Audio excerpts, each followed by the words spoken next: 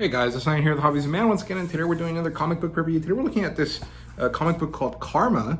This is a Dynamite published book, although it was done through a Kickstarter, and I bought this through Walmart actually, so it seems like the Kickstarter was just a way to gather funds and then provide special options for certain buyers, and then after that it was disseminated across normal traditional publishing routes after it was delivered to the backers, right? So I think Dynamite does this pretty often. I think they've done it for a few years at this point. And I heard about this through an interview with the creators of this, which was Dan Wickline and Carlos Reno. I think Dan Wickline has something to do with like the upper management stuff at Dynamite, but I'm not sure if that's true or not.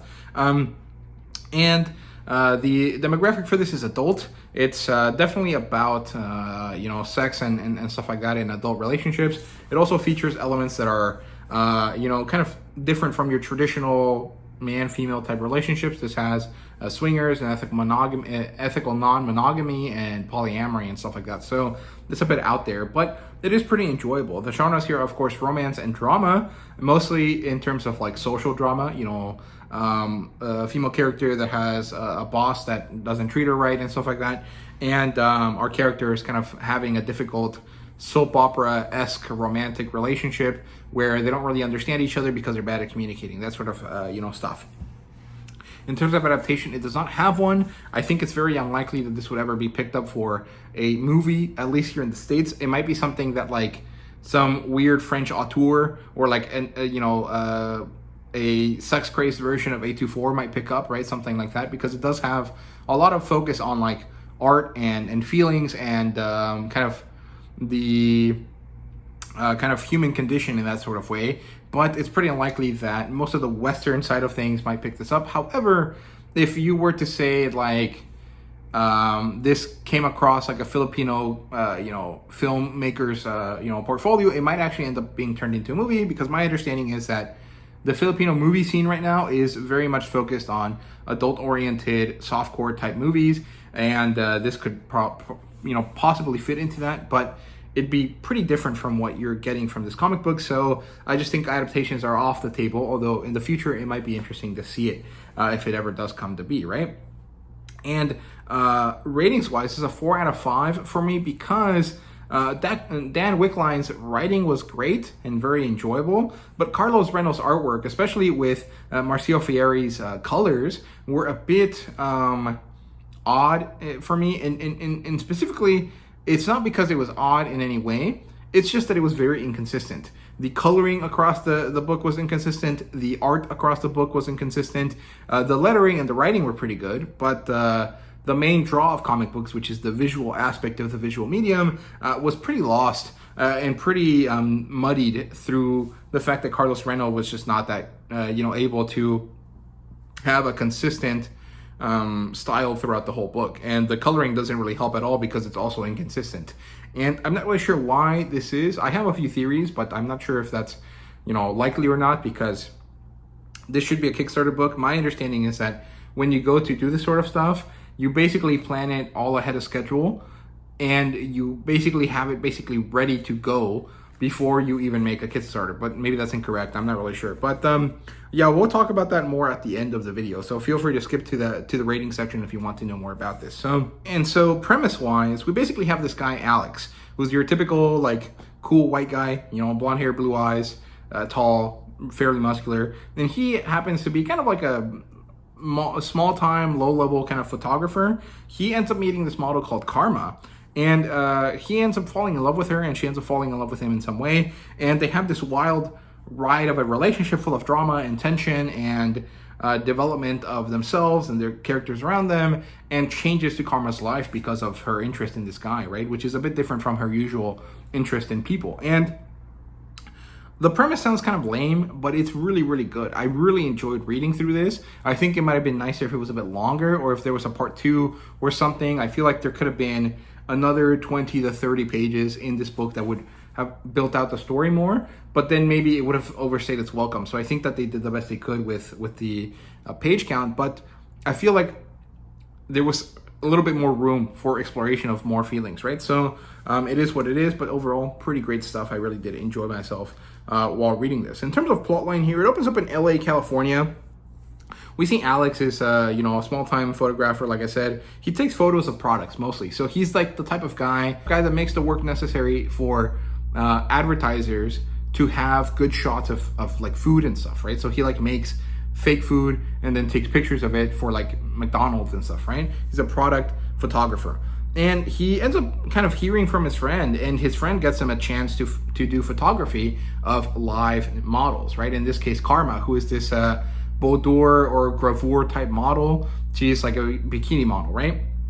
And they have a bit of a meet cute moment where he helps her after she falls and almost hits her head on the edge of a pool. He saves her life, basically.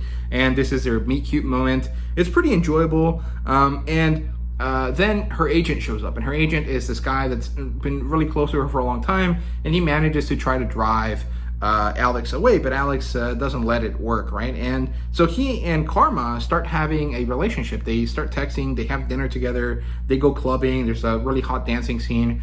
And then Karma realizes that she likes this guy, right? And she continues to play with him and to develop her relationship with him in some way, right? So they meet up for a kink-based photo shoot. So it's like they get tied up or something.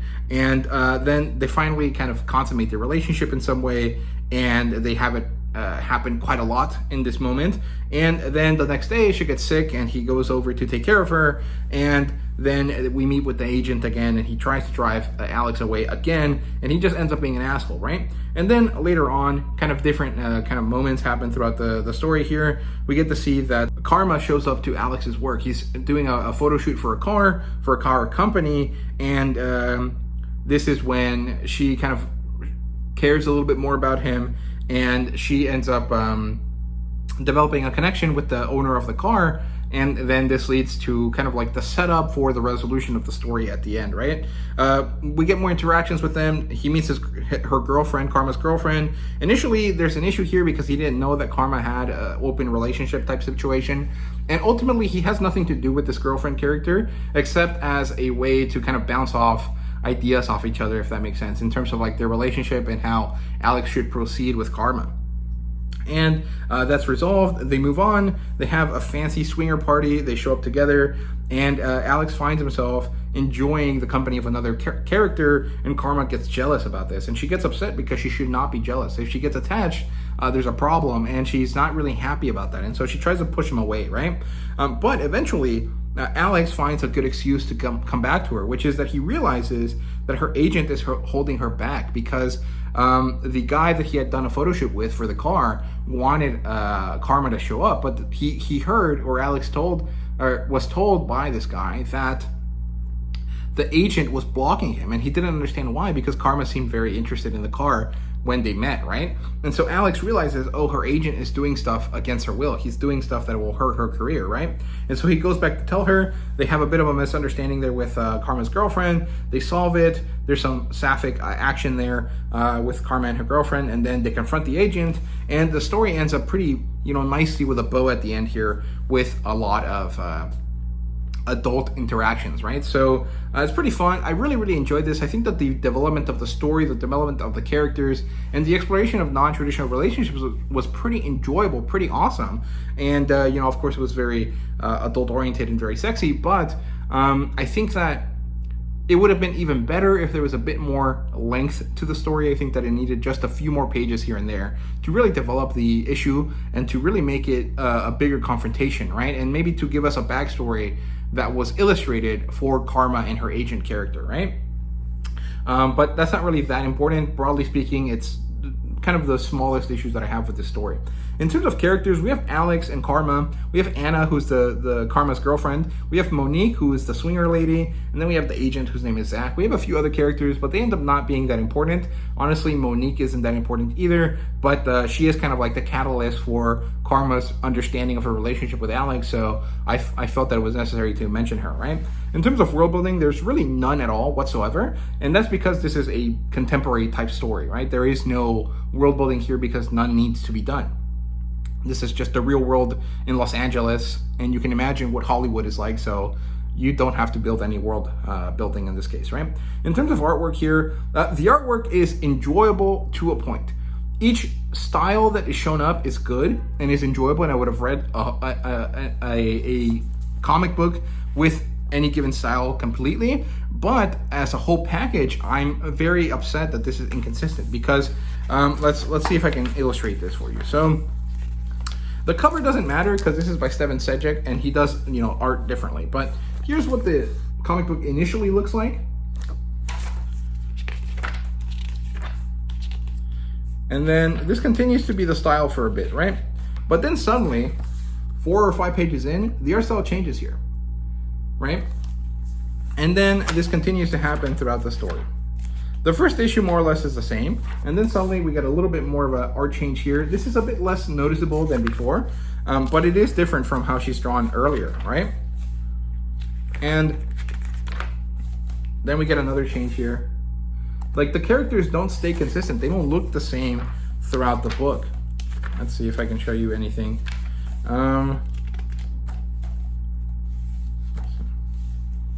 Again, the characters change how they look there. I think mostly in this case it's the coloring, but it definitely is the way that the characters are drawn too. So let's see if I can show you a little bit more.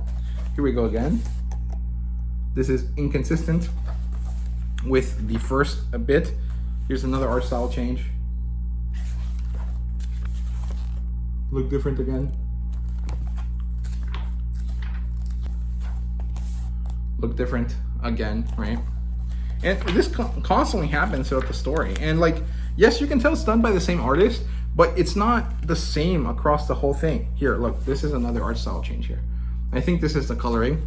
I don't know what it is exactly. You know, I'm not versed enough in art to really tell you, but I know that it's different and that you can tell. And it makes it difficult to enjoy because you're constantly taken out of the story because the art just doesn't look the same.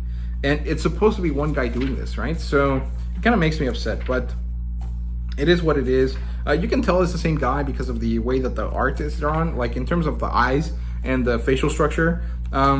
Most of the time it's pretty similar, right? But it's not always the same, and that's very inconsistent. It's quite bad in my opinion. It makes it harder to enjoy the story. So that's it for that. In terms of fan service, it's pretty good stuff. I mean, it's like some common, you know, basic, you know, swimsuit model type stuff, and then there's some really fantastic, hot, you know, different, like actual sexual content throughout the movie, throughout the comic book. And so it really manages to be very enticing all over the place. But the inconsistency of the artwork really puts a downer on it, right? I think that the best way to read this is to just read through the whole thing first and then go back and look at the best parts that you liked. So that's probably the best, you know, as it is. In terms of rating, 4 out of 5, because the artwork here really does ruin it for me a bit, in the sense that I am someone that, for comic books at least, has to enjoy the artwork, or at least grow to enjoy the artwork. And I can't say that I dislike the artwork here,